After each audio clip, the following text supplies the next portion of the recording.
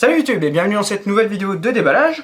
Aujourd'hui je suis content de pouvoir commencer mon tout nouveau partenariat avec Airsoft Entrepôt, puisqu'en effet aujourd'hui je déballe l'AKM de chez E&L, et cet AKM provient directement des locaux de chez Airsoft Entrepôt, ce qui explique d'ailleurs pourquoi je ne vais pas déballer techniquement cette réplique, puisqu'elle n'a jamais été emballée.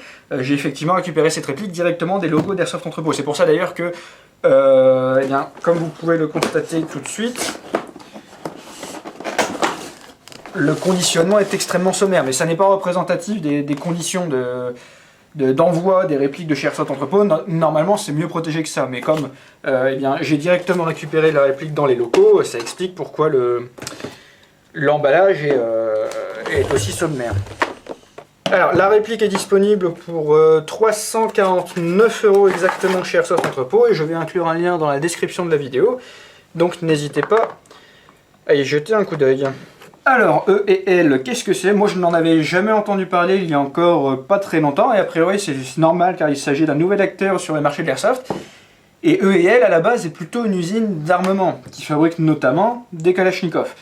Et le raisonnement de leur part, ça a été simplement de se dire, bah, on a déjà l'essentiel du matériel pour fabriquer des AEG, alors ça va pas nous coûter tellement plus cher de commencer à produire des AEG, et notamment des répliques de Kalachnikov, ce qui explique pourquoi j'ai ça entre les mains aujourd'hui.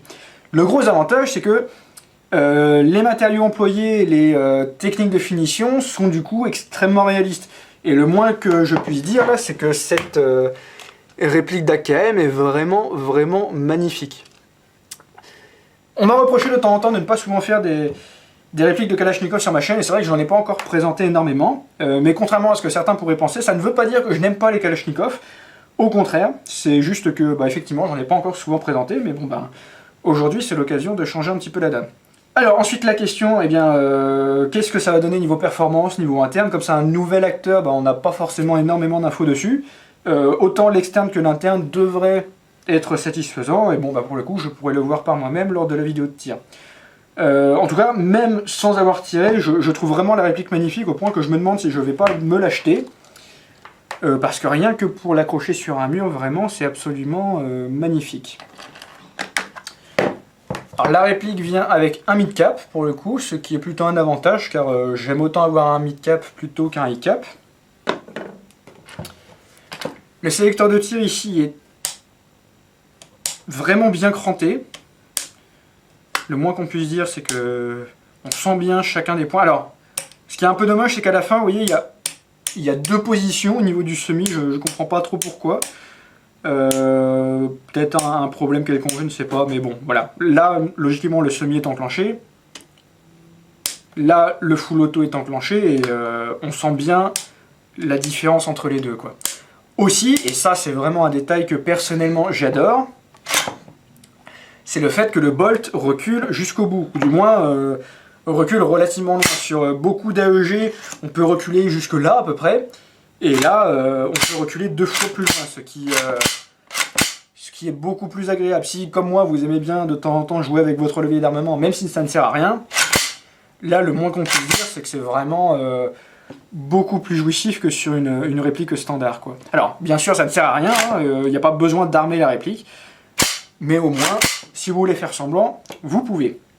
Un autre point sympa, donc c'est que contrairement à d'autres répliques de Kalachnikov, on n'a pas le bout de la gearbox ici qui dépasse, ce qui notamment laisse un petit peu plus de place pour y mettre une batterie. On a donc un emplacement qui va ici pour la batterie, c'est assez étroit, je ne sais pas exactement quel genre de batterie va rentrer là-dedans, certainement les batteries stick, qui typiquement sont utilisées avec les répliques de Kalachnikov.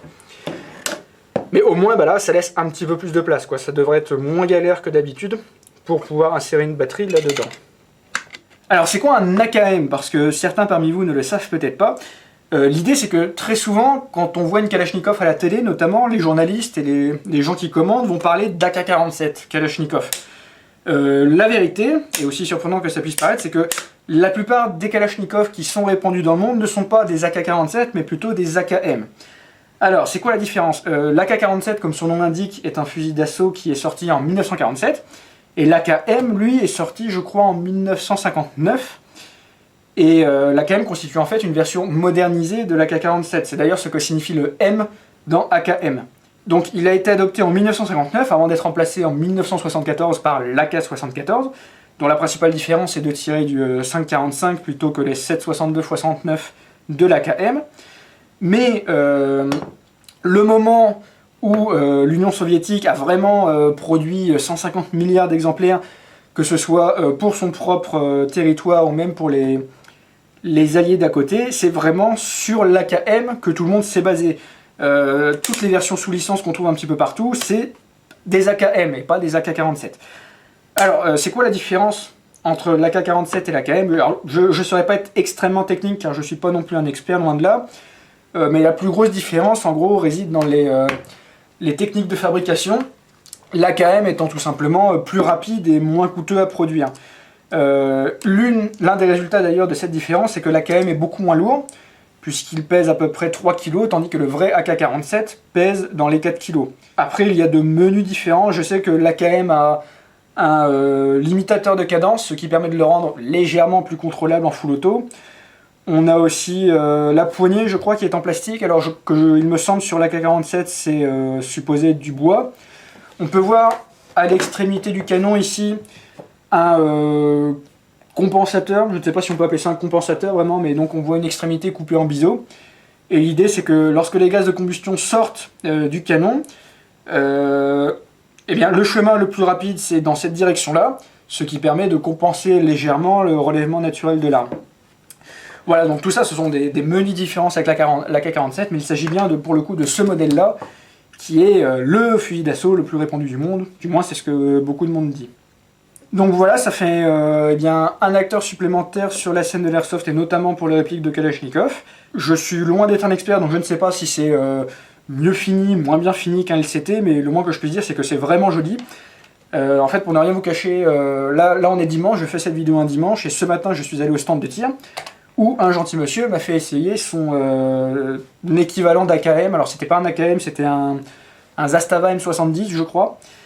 Et le moins que je puisse dire, c'est que cette réplique est beaucoup plus jolie franchement que le Zastava avec lequel j'ai eu l'occasion de tirer ce matin.